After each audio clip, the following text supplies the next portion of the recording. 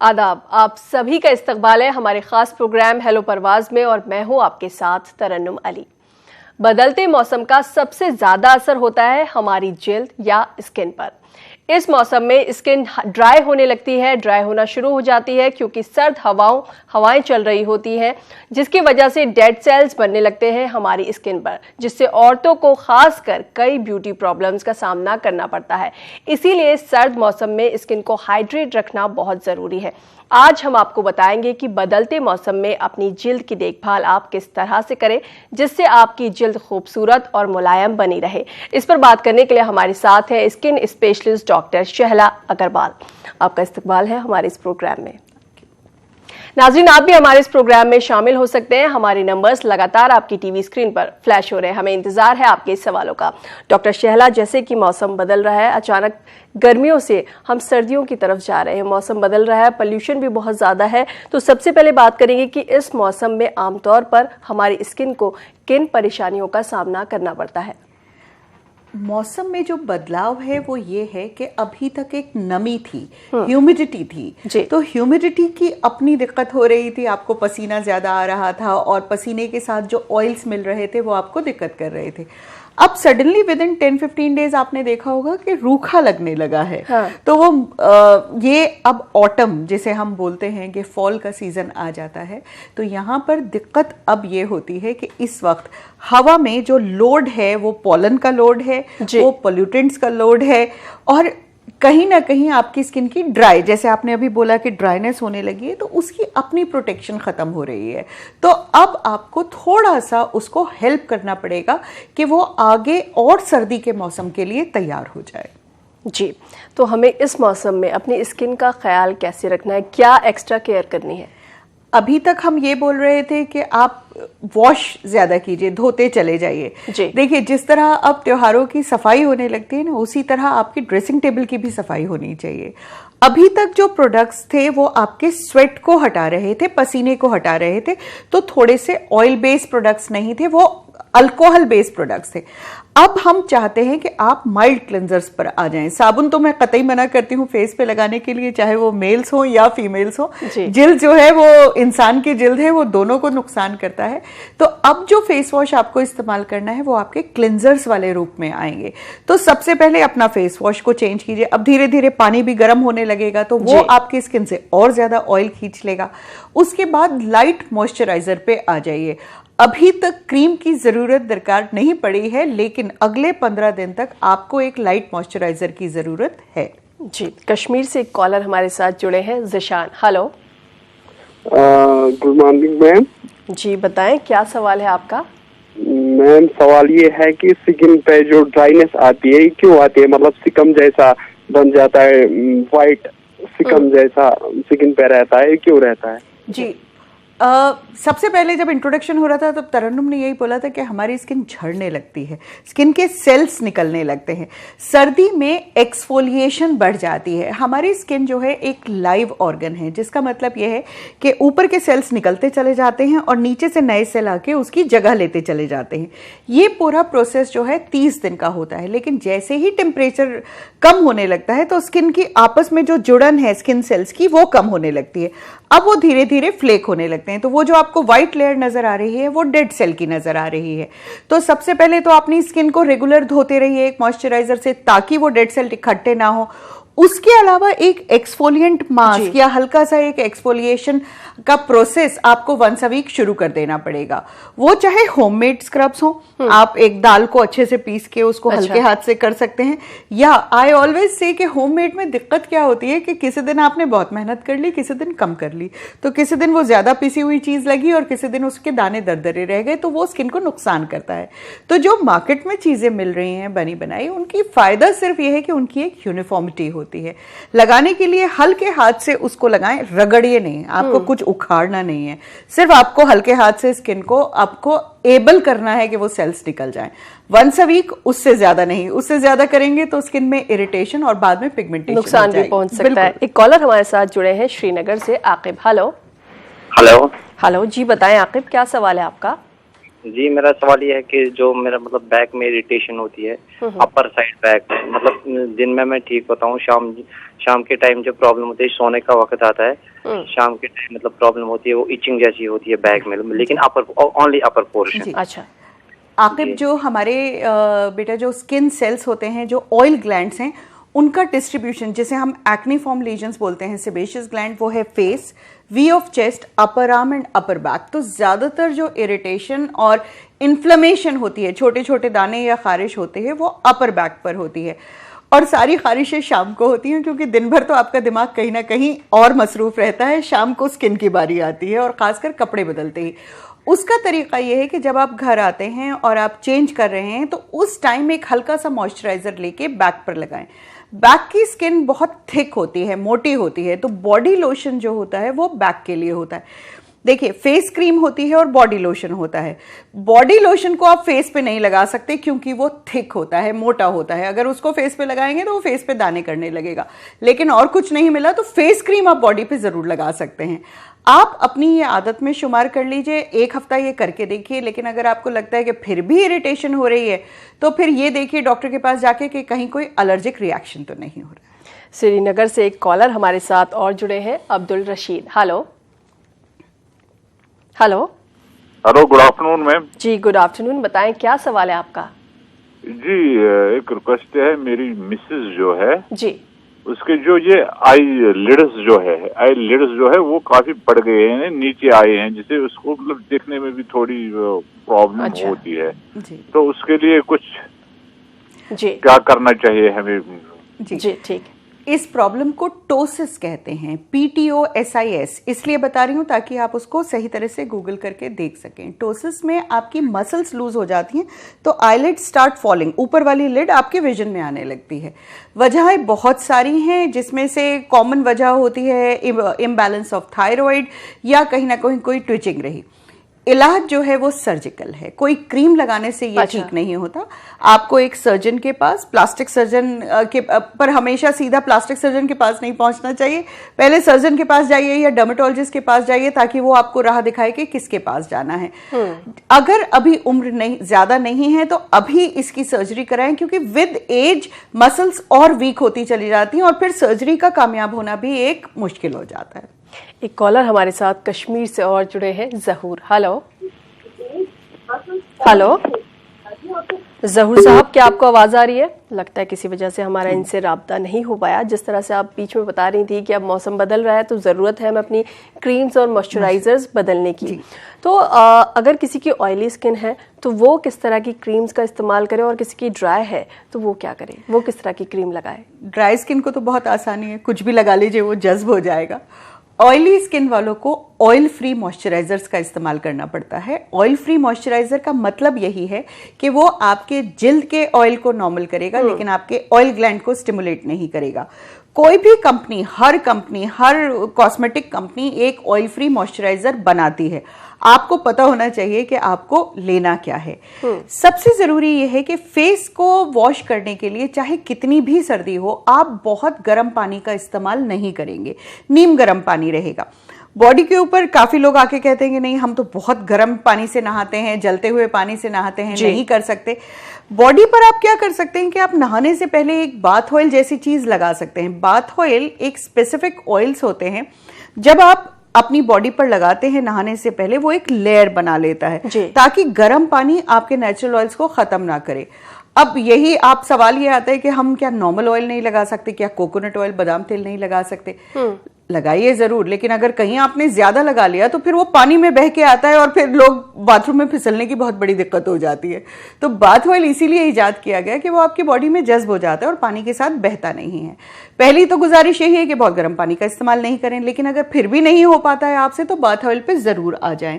तो फेस के लिए हमेशा गुनगुना पानी रहेगा, और नहाने के लिए नीम गर्म पानी। जी डॉक्टर शैला, आपसे और भी बातें करेंगे इस बदलते मौसम के बारे में, लेकिन यहाँ पर रुकेंगे एक छोटे से ब्रेक के लिए। नाजरीन, आप भी हमारे साथ जुड़ सकते हैं, हमारे नंबर्स लगातार आपकी टीवी स्क्रीन पर फ्लैश हो रहे हैं।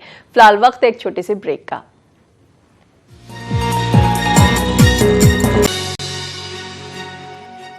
ब्रेक के बाद एक बार फिर से आप सभी का इस्तकबाल है हमारे खास प्रोग्राम हेलो परवाज में। और आज हमारे साथ हैं skin specialist doctor Shahla Agarwal. Doctor Shahla Agarwal, इस दौरान हमारे साथ कुछ कॉलर्स जुड़े हैं। एक कॉलर हमारे साथ है कश्मीर से, अंजुम। हेलो। Hello ma'am. जी अंजुम, बताएं क्या सवाल है आपका? जी मैम, मेरा सवाल ये है कि मैं प्रेगनेंसी के दौरान मेरी नोज पे थोड़ी सी पिगमेंटेशन हो गई थी, जो अब बहुत, मैं बोलूँगी, क्रॉनिक हो गई है। अच्छा, इसका मैं क्या करूँ? अंजुम, इसे मिलाजमा कहते हैं, आपको पता होगा। जिसको होती है वो कहीं ना कहीं रिसर्च कर ही लेता है। प्रेगनेंसी के दौरान जो पिगमेंटेशन होती है वो काफ़ी हद तक ठीक हो जाती है, लेकिन उसको ठीक होने में कम से कम 2-3 महीने लगते हैं। आप अपने डर्मेटोलॉजिस्ट के पास जाइए, वो आपको क्रीम्स रात की और दिन की प्रोटेक्शन भी देंगे और रात को क्रीम्स देंगे ताकि मिलाजमा ठीक हो जाए। हताश मत होइएगा, ये ना कीजिएगा कि बस कल क्रीम शुरू की और ठीक नहीं हो रहा। 2 महीने तक उसे क्रीम को काम करने दें और इंशाल्लाह ये बिल्कुल ठीक होगा ही होगा। और अगली प्रेगनेंसी में पहले से ही इस पिगमेंटेशन को ध्यान रखिए ताकि ये बढ़े नहीं। वक्त देना बहुत ज़रूरी है क्योंकि टाइम तो लगता है कुछ चीज़ों को ठीक होने में। एक कॉलर हमारे साथ और हैं कश्मीर से। हेलो। हेलो, अस्सलाम वालेकुम मैम। जी वालेकुम सलाम, बताएं क्या सवाल है आपका? मैम, मैं शाहीन बडगाम से बोल रही हूँ। जी। और मेरा क्वेश्चन मैम जी से यही है, डॉक्टर साहिबा से यही है कि जो फेस पे पिगमेंटेशन होती है ना जी, मेरी एज 29 है। मेरी 2 चीक से बहुत पिगमेंटेशन है। अच्छा। तो ना खत्म होती है, ना कम होती है और ना ज्यादा होती है, बस एक ही स्टेज पे है। देखिए वही बात, आप आवाज से ही मायूस लग रही हैं। मायूस नहीं हो, हमारे पास आज 21वीं सदी में जी रहे हैं। खाने की दवा भी मौजूद है, लगाने की दवा भी मौजूद है, और उसके बाद भी अगर नहीं होता है तो बहुत सारी ट्रीटमेंट भी मौजूद हैं। किसके लिए क्या ट्रीटमेंट माफिक आएगी वो अलग अलग ज़रूर होता है। तो मेरी रिक्वेस्ट, हर पिगमेंटेशन जिसको हो गई है उससे रिक्वेस्ट यही होती है कि जल्दी, एक तो क्या होता है डॉक्टर शॉपिंग शुरू हो जाती है, इसके पास गए ठीक नहीं हुए, अगले के पास गए, तीसरे के पास गए। जिसके पास जाएं उसको मुकम्मल वक्त दें ताकि वो ठीक कर सके। और कोई भी डॉक्टर ये नहीं चाहता कि उसका पेशेंट ठीक ना हो, तो कहीं ना कहीं ये ज़रूर रखिएगा कि जाइए, शुरू कीजिए और ठीक रहिए। सर्दी में आते ही लोग सनस्क्रीन कम कर देते हैं। जैसे पिगमेंटेशन वाले जो लोग होते हैं उनको लगता है कि बस अब तो हमें प्रोटेक्शन की जरूरत नहीं है। यही सोच होती है कि गर्मियों में इस्तेमाल करें। एग्जैक्टली। पर ये देखिए कि जो गर्मी और सर्दी में सूरज की छाया में फर्क होता है रेज में, वो सिर्फ इंफ्रारेड का होता है, माने गर्माहट कम होती है। हाँ। पर उसमें अल्ट्रावायलेट एयर भी उतना ही है। और बल्कि अब ज्यादा नुकसान हो गया। 45 डिग्री में तो हम जाके धूप में खड़े नहीं हो रहे थे, पर अब तो हम धूप सेकने लगते हैं। तो अब सर्दी में ये है कि अगर आपको धूप में बैठना है जरूर बैठिए, लेकिन धूप की गर्माहट अपनी पीठ से लीजिए। चेहरे पे धूप कभी नहीं लेनी चाहिए, बिकॉज चेहरे पे वो पिगमेंटेशन करेगी ही करेगी। और जो आपके मॉइस्चराइजर्स हैं, सर्दी में तो आसानी हो जाती है कि आप जो सनस्क्रीन है उसको मॉइस्चराइजर के तौर पे इस्तेमाल कर सकते हैं, वो ना छोड़ें। 11 बजे से 4 बजे की धूप में अल्ट्रावायलेट हिंदुस्तान में ज्यादा है ही है। तो चाहे सर्दी हो, गर्मी हो, बादल हो, आपको सनस्क्रीन का इस्तेमाल करना है अगर आपका सन एक्सपोजर ज्यादा है। जी, श्रीनगर से एक कॉलर हमारे साथ जुड़े हैं, शौकत। हेलो। हेलो। हाँ जी मैम। जी बताएं क्या सवाल है? जी, फ्रिकल्स के बारे में जानना था, कोई फ्रिकल्स कैसे कम होंगे? शौकत साहब, फ्रिकल्स जो है वो आपकी स्किन का हिस्सा होते हैं। It's a type of skin. जैसे हम स्किन को डिवाइड करते हैं स्किन कलर के हिसाब से, हम ग्रेड 1 to 6 करते हैं, फ्रिकल्स ग्रेड 3 में आता है। हर 10वां सेल स्किन में एक पिगमेंट सेल होता है और freckles pockets of pigment cells होते हैं। तो आप फ्रेकल्स को खत्म नहीं कर सकते, आप फ्रेकल्स को कम कर सकते हैं। अगर आप धूप पे नहीं जाएंगे, सनस्क्रीन लगाएंगे, आप शाम को एक क्रीम लगाएंगे जो लाइटनिंग करेगी, तो आपके फ्रेकल्स बहुत ज्यादा विजिबल नहीं होंगे। कुछ आपको परेशान कर रहा है, हमारे पास लेजर है जो हटा देती है। पर मैं कभी भी जो चीज नॉर्मल है, जो चीज आपकी स्किन का एक हिस्सा है, उसको हटाने के लिए कभी नहीं बोलती हूँ। कोई एक आध फ्रेकल आपको लग रहा है कि भाई वो आपको पसंद नहीं आ रहा है, वो हम हटा सकते हैं। पर आप स्किन केयर सीख लीजिए कि स्किन ज्यादा पिगमेंट ना बनाए तो फ्रेकल ज्यादा नजर नहीं आएगा। लगता है श्रीनगर के जो कॉलर्स हैं वो हमें काफी दिनों से मिस कर रहे हैं। एक और कॉलर हमारे साथ जुड़े हैं श्रीनगर से। हेलो। हेलो। हेलो जी, बताएं क्या सवाल है आपका? हेलो, अस्सलाम वालेकुम। जी वालेकुम सलाम। जी, मुझे पिंपल्स होते हैं फेस पे, अप्रैल से स्टार्ट होते एटलीस्ट नवंबर तक रहते हैं। अच्छा, तो आपका तो अब अच्छा मौसम आने वाला है, नवंबर आने वाला है, अब आपके पिंपल्स कम हो जाएंगे क्योंकि सर्दी आ जाएगी। लेकिन आपको फिर भी ध्यान रखना है, आपको एक जेंटल क्लिंजर से आपको स्किन जरूर साफ करनी है, ऑयल फ्री मॉइस्चराइजर का इस्तेमाल करना है। गर्मी में जैसे हम बोल रहे थे कि आप पैक्स लगाइए, एलोवेरा पैक लगाइए, मुल्तानी मिट्टी पैक लगाइए, सर्दी में वो नहीं हो सकता है, बिकॉज सर्दी में ये सब जो जेल है, जो मिट्टी है, वो और ज्यादा आपकी स्किन से ऑयल सोख लेगी और आपकी स्किन वो बिल्कुल टूटने लगेगी। तो सर्दी के जो नुस्खे होते हैं उसमें हमेशा थोड़ी सी ग्रीजीनेस होती है। अब सर्दी जो है, हनी का मौसम आ जाता है, ग्लिसरीन का मौसम आ जाता है, तो honey is a complex sugar, किसी किसी को उससे एलर्जी होती है। तो अगर आप कोई भी चीज शहद लगाना चाहते हैं, पहले उसको यहाँ लगा के देखिए और उसको 24 घंटे बाद देखिए, अगर यहाँ पर कोई एलर्जी नहीं हुई, काफी लोगों को उससे ब्रूज नील पड़ जाता है हनी से, तो अगर ऐसा है तो बिल्कुल इस्तेमाल नहीं कीजिए। नहीं तो आप 1-2 चम्मच हनी में 1 चम्मच नींबू का रस चाहिए है। देखिए हनी एक कॉम्प्लेक्स शुगर है, अगर उसमें आप नींबू का रस डाल देंगे तो वो शुगर ब्रेक हो जाती है, तो वो बहने लगता है, तो आपको लगाना आसान हो जाता है। तो सर्दी में जिनकी ड्राई स्किन है, इवन एक्ने फॉर्म लोग जिनको एक्ने रहते हैं, वो हनी का मास्क लगा सकते हैं और 10 मिनट बाद उसे गुनगुने पानी से धो सकते हैं। एक और कॉलर हमारे साथ हैं, साइमा श्रीनगर से। हेलो हेलो साइमा, क्या आपको हमारी आवाज आ रही है? जी जी जी बताएं, क्या सवाल है? हेलो जी साइमा, बताएं क्या सवाल है? देखिए सबसे पहले अपने टीवी की आवाज बंद करिए। जी, एक्ने की प्रॉब्लम रही है मुझे। जी, इनको एक्ने प्रॉब्लम हाँ साइमा, आज हम असल में चेंज ऑफ वेदर की बात कर रहे हैं, तो एक्ने के बेहतर होने का समय है, तो किसी दिन हम इंशाल्लाह एक्ने का प्रोग्राम भी करेंगे। पर सर्दी में एक्ने फॉर्म लीजन्स वाले लोगों को सलाह यही दी जाती है कि अपने क्लिंजिंग रूटीन में कहीं कमी ना कीजिए, और इस वक्त जो चीज आपको ऐड करनी होती है वो होता है टोनर। टोनर क्या करता है कि स्किन को ज्यादा ड्राई भी नहीं करता है। अगर हमने बहुत ड्राई कर दी स्किन, तो जो ग्लैंड्स हैं, ऑयल ग्लैंड्स, उनको समझ नहीं आता क्या हो रहा है, तो वो और ज्यादा ऑयल प्रोड्यूस करने लगते हैं। तो सर्दी के अंदर आपको फेस वॉश करके टोनर, और सबसे अच्छा टोनर रोज वाटर है, जो आम रोज वाटर होता है, एक उसको स्प्रे वाली बॉटल में रखें और उसको बाथरूम में ही रखें। जब आपने मुंह धो लिया, आंख बंद करके उसको हल्के से स्प्रे कीजिए, तौलिए से डैप ड्राई कीजिए, रगड़िएगा नहीं। सब चीज का मकसद है कि पोर्स बंद हो। अगर आपने रगड़ के उसको साफ कर लिया तो फिर यही बात, वो पोर्स खुल जाते हैं। यही चीज हम उनको बोलते हैं जो बाहर बहुत ज्यादा रहते हैं। जैसे आजकल पोल्यूशन लेवल बहुत बढ़ गया बहुत ज्यादा है, क्योंकि अब वो सीजन आ गया जब किसान भी पराली जलाने लगते हैं और फिर दिवाली आ जाएगी तो और ज्यादा पोल्यूशन लेवल बढ़ जाएगा। पोल्यूशन का मतलब है कि आपका APQI बढ़ गया, मतलब कि आपका जो पॉलन लोड है, जो आपका पार्टिकल लोड है, वो ज्यादा बढ़ गया।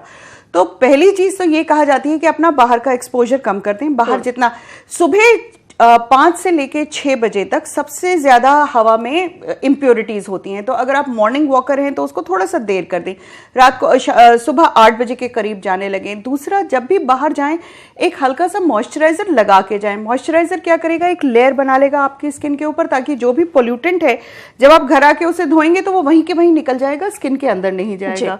सो देन इट बिकम्स इंपॉर्टेंट कि आप घर आते ही मुंह धोएं। उसके बाद मुंह धोने के बाद फिर ड्राई ना हो। देखिए सर्दी में जब भी हम बात करेंगे, हम सिर्फ मॉइस्चराइजर और मॉइस्चराइजर की बात करेंगे। और दूसरी चीज ये होती है कि जितनी कम स्किन को, जिल्द को आप पोल्यूटेंट से एक्सपोज करेंगे, आप बाहर जा रहे हैं पूरी बाजू की शर्ट पहनी है, आप सर के ऊपर स्कार्फ लगाए। बालों को भी पोल्यूशन बहुत ज्यादा इरिटेट करता है। बालों के लिए तो अब अच्छा मौसम आ रहा है, फिर भी पोल्यूशन से हमें बचना पड़ेगा। जी, एक कॉलर हमारे साथ है, अंजुम। Hello hello. हाँ हेलो जी बताएं, क्या सवाल है आपका? मेरे चेहरे पे ना ऐसे व्हाइट स्पॉट हो गए, ऐसे बड़े वाले। अच्छा, इनके चेहरे पे व्हाइट स्पॉट हो गए हैं आँख के नीचे। जी अंजुम, अगर आंख के नीचे व्हाइट स्पॉट हो रहे हैं तो कहीं ये ल्यूकोडर्मा या विटलिगो तो नहीं है। व्हाइट स्पॉट एक बहुत ही वाइड टर्म है, ना मैं यहाँ पर आपको डराना चाहती हूँ, ना मैं कोई इलाज बताना चाहती हूँ। तो आपको अपने एक डॉक्टर के पास जरूर जाना पड़ेगा। पहले डायग्नोसिस बनवाइए। जब आप हमें डायग्नोसिस बताएंगी, जिस दिन हम वो प्रोग्राम कर रहे होंगे उस दिन हम उसका पूरा वो बताएंगे। तो व्हाइट जो है वो लाइट भी हो सकता है और व्हाइट भी हो सकता है। ड्राइनेस की वजह से आपको लाइट नजर आ रहा हो तो हल्के से बादाम तेल की मसाज शुरू कीजिए, आज से ही शुरू कीजिए। 2 हफ्ते में देखिए कि क्या वो कम हो रहा है।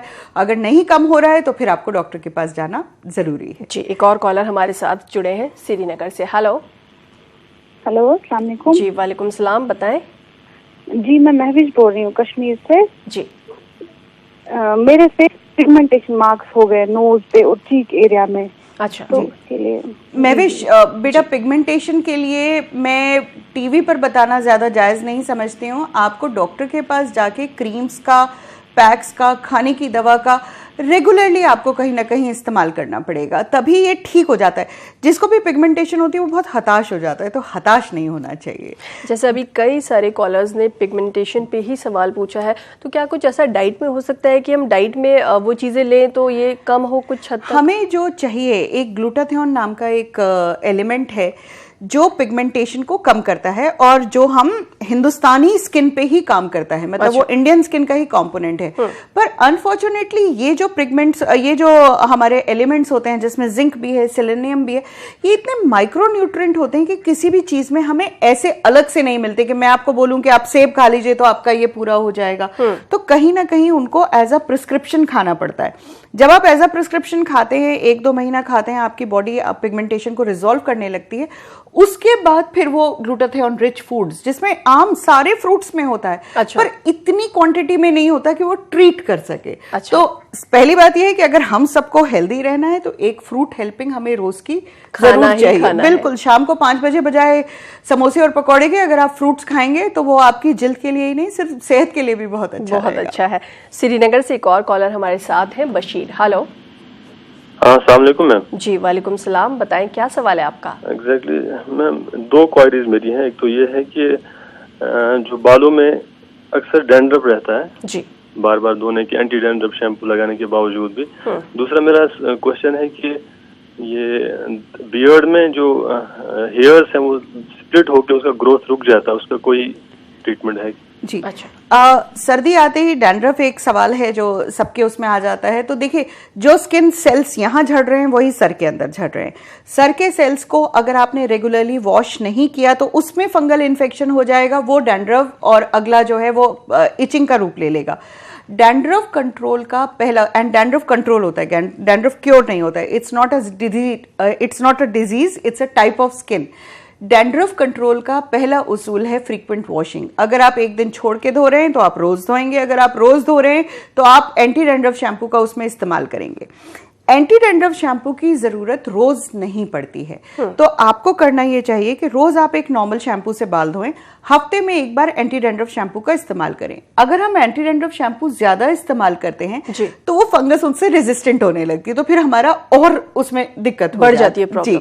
बियर्ड के हेयर जो हैं वो जैसे बॉडी के हेयर होते हैं नॉर्मल, उसी तरह के हैं। बियर्ड के हेयर की कंडीशनिंग नहीं होती है। जब भी बियर्ड के हेयर स्प्लिट होने लगते हैं या उनकी ग्रोथ नहीं हो रही है, इसका मतलब है कि नरिशमेंट नहीं हो रहा है। अच्छा। तो आजकल बियर्ड बहुत फैशन में है, तो बियर्ड ऑयल्स बहुत सारे मिलते हैं, तो अपनी ग्रूमिंग जो है वो आप बियर्ड ऑयल से करना शुरू करें। रेगुलर शेविंग करें, एंड्स को हमेशा कट करते रहें, तो हेयर तो अंदर से ग्रो कर रहा है। जो बाहर ऑलरेडी ये है, ये तो डेड सेल है, इसको तो आप सिर्फ ग्रूम कर सकते हैं, इसके लिए और कुछ नहीं कर सकते जी। एक कॉलर हमारे साथ और जुड़े हैं, बासित। हेलो। हेलो। हाँ मैम, मैं जम्मू से बात कर रहा हूँ। बासित, अस्सलाम वालेकुम। जी वालेकुम सलाम, बताएं क्या सवाल है? मैम, मेरे फेस पे ना 1 साल से पिंपल थे। अच्छा। तो वो तो खत्म हो चुके हैं, पर उनके जो दाग होते हैं ना मैम फेस निशान पे, रह वो गए। निशान रह गए हैं जी। बासित साहब, इसको हम बोलते हैं PIH, पोस्ट इन्फ्लेमेटरी हाइपरपिगमेंटेशन। ये सब इंडियन स्किन की बहुत कॉमन कंडीशंस हैं। जिसको हो रहा है उसको लग रहा है कि अरे मुझे कैसे हो गया, पर हमारी कुर्सी पे बैठेंगे तो हमें हर दूसरा शख्स यही लिए हुए नजर आता है। तरीका यह है कि अपनी स्किन केयर रूटीन को नॉर्मल रखें, जारी रखें, ताकि पिंपल्स दोबारा ना हो। अगर 2 महीने तक नए एक्ने नहीं आते हैं तो पुराने निशान अपने आप काफी हद तक ठीक हो जाते हैं। 2 महीने तक अगर आपको लगा कि पूरे नहीं गए तो किसी भी डॉक्टर, आप अपने रूटीन डॉक्टर के पास भी जाएंगे ना, वो भी आपको एक anti acne, anti marks cream देंगे, जो आप कम से कम 3 हफ्ता 20 दिन लगाएंगे तो ये बिल्कुल ठीक हो जाएंगे। जी डॉक्टर शैला, वक्त हमारे पास कम है, लेकिन चलते चलते एक सवाल आपसे ज़रूर पूछूंगी। जैसे इस वक्त पोल्यूशन लेवल बहुत ज़्यादा है, फेस्टिवल सीजन है और घरों में सफाई का भी काम चल रहा है, तो स्किन केयर कैसे करें? कैसे जो ये पोल्यूशन है इसके साइड इफेक्ट से बचें? देखिए, डस्ट और डर्ट में वायरस, बैक्टीरिया और फंगस सारे रहते हैं। हम जो है इस वक्त सफाई पे निकल गए हैं, तो सफाई करने के लिए अपने आप को बचाना जरूरी है। ग्लव्स पहनेंगे, मुंह पे मास्क पहनेंगे, बड़े आसानी से चीजें मिल रही हैं, कोई दिक्कत वाली काम नहीं है। जो कपड़े पहने हैं उनको अलग से धोएंगे, मतलब ये ना हो कि वो वॉशिंग मशीन में एक साथ डल जाएं तो सारे कपड़ों के साथ ना धोएं, उन्हें अलग रखें। और कोशिश ये करें कि जब आप सफाई कर रही हैं उससे पहले मुंह धो के मॉइस्चराइजर लगा के तब करें। बालों को बांध के उसके ऊपर, जैसे मैं होली की चीजें बताती हूँ ना कि अपने आप को प्रोटेक्ट कीजिए, बाल बांधिए, हल्का सा ऑयल ऊपर लगाइए ताकि जो डस्ट डर्ट है वो अंदर ना जाए। और इस वक्त फिर उसके बाद अपने ब्यूटी रूटीन पे जाइए, ये अच्छा वक्त है अपने आप को, यानी काम के साथ साथ अपनी स्किन का भी आप ध्यान रखना पड़ेगा। फेस्टिवल तो वही है, चमकना तो आपको भी है घर के साथ, तो अपना ध्यान रखिए। डॉक्टर शैला, आप हमारे स्टूडियो में आई, तमाम कॉलर्स के सवालों के जवाब आपने दिया, आपका यहाँ आने के लिए बहुत बहुत शुक्रिया। Thank you so much. नाजरीन, फिलहाल हमें दीजिए इजाजत, आपसे फिर मुलाकात होगी, तब तक आप खुश रहिए, मुस्कुराते रहिए और सेहतमंद रहिए। आदाब।